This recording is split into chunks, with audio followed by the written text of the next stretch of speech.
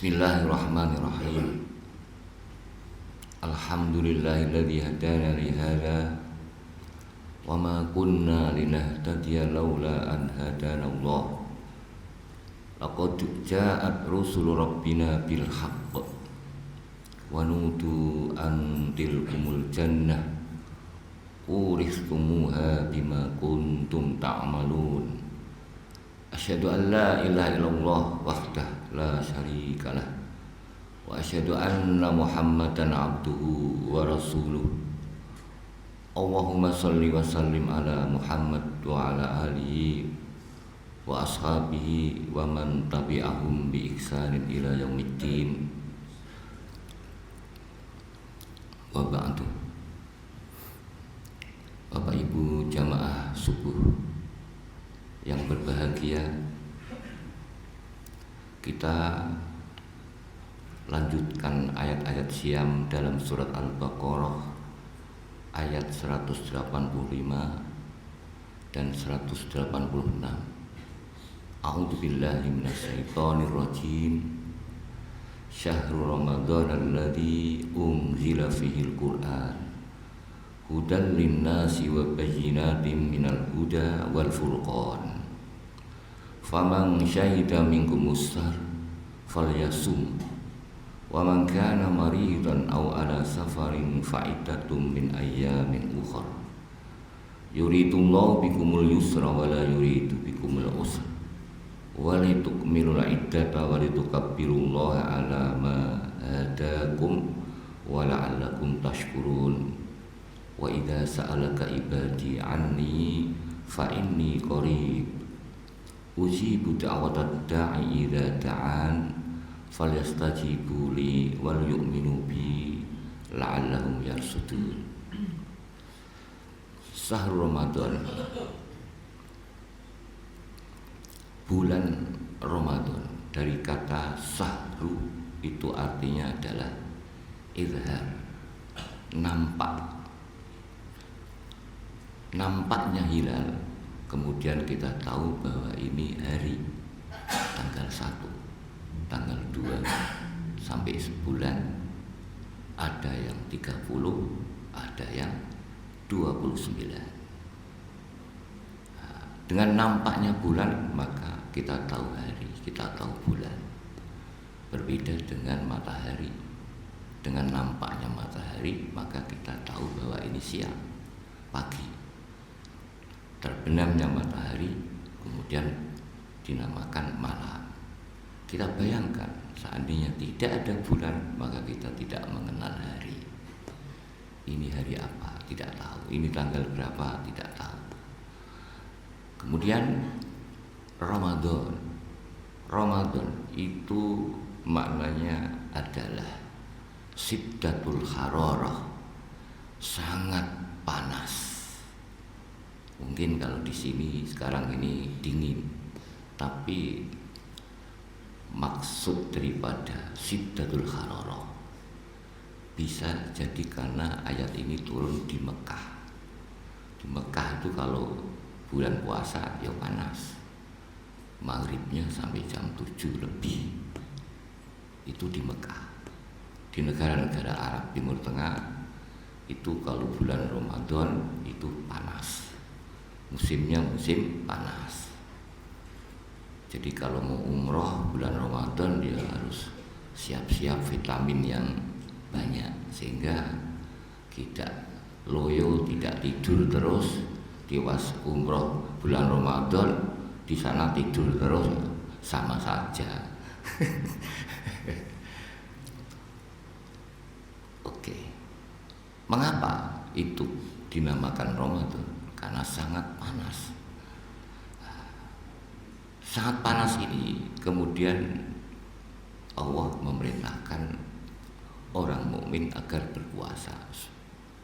Puasa itu sendiri juga karena kita menahan lapar, maka kita menahan lapar itu dapat membakar dosa-dosa, bisa membakar virus-virus yang ada di dalam badan kita karena sangat panasnya. Jadi kita puasa itu meskipun dingin begini panas Pak di dalam tubuh kita ini.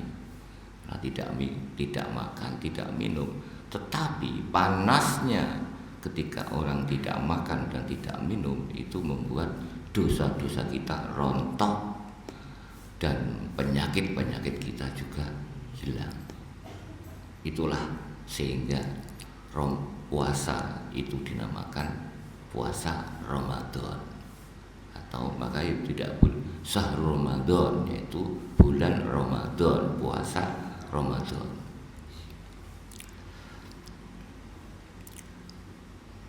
Jadi kemudian Ramadan itu sendiri menurut Syekh As-Sa'rawi maknanya adalah membakar. Membakar apa? Membakar dosa-dosa. Seperti matahari membakar bumi ini. Karena apa? Karena panasnya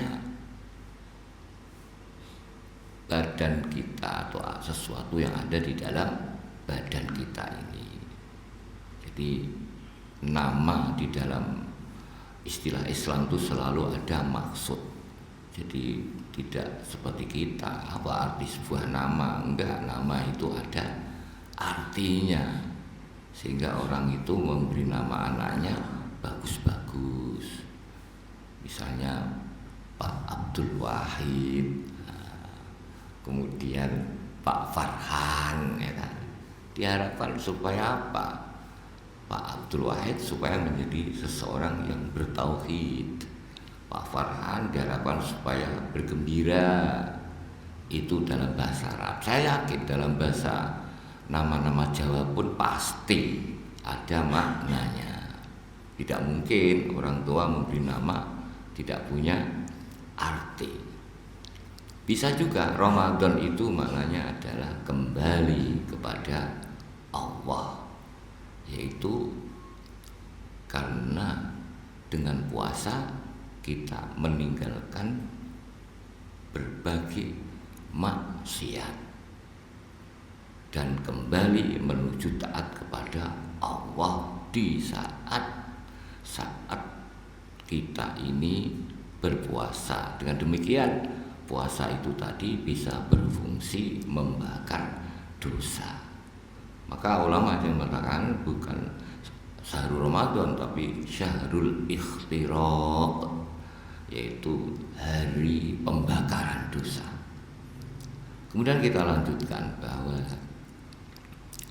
Yasin, wa idza sa'alaka ibadi anni fa inni qarib ujibu da'watad da'i idza da'an falastajibu li wal yu'minu bi la'allahum yarsudun. Ayat ini mengajarkan kita harus banyak berdoa. Keterkaitannya dengan bulan Ramadan, memang bulan Ramadan ini bulan untuk agar kita ini memperbanyak doa. Doa apa saja yang kita inginkan, bebas. Doa untuk kepentingan duniawi, di mana kepentingan duniawi itu nanti untuk kepentingan akhirat. Dan ayat ini menjelaskan bahwa dikabulkan doa-doa kita ini hasil daripada ketaatan kita kepada Allah dan hidup sesuai manhaj Allah. Saya yakin kalau bulan puasa ini orang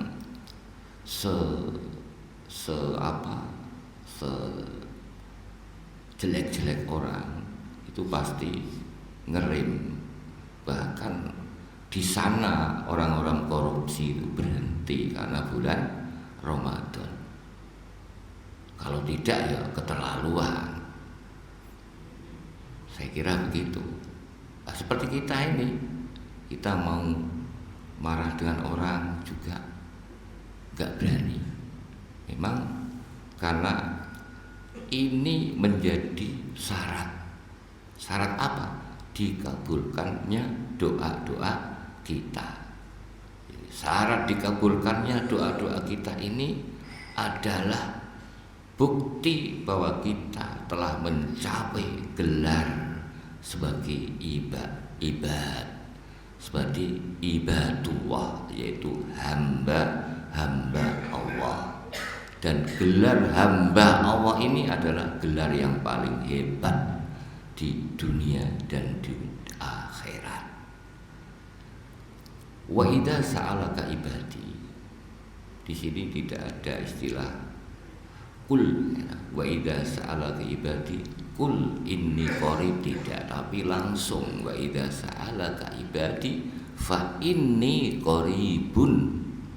Apabila hambaku, orang yang telah mencapai gelar hamba tadi di bulan Ramadan ini, adalah kita ibarat mahasiswa ini sedang ujian skripsi untuk mendapatkan gelar, maka harus sungguh-sungguh untuk menaati peraturan universitas.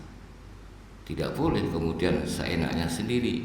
Begitu juga bulan Ramadan ini, karena tujuannya adalah untuk mendapatkan gelar, yaitu sebagai hamba.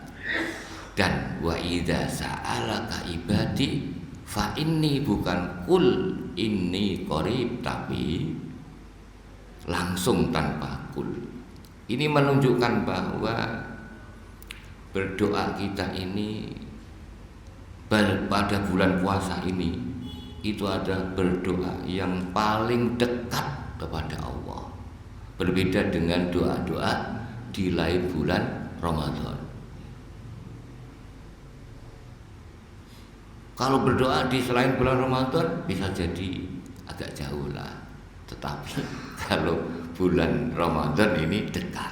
Untuk itu ayat ini kemudian ditaruh di dalam Al-Quran, dan termasuk ayat-ayat as-siyam, yaitu ayat-ayat puasa.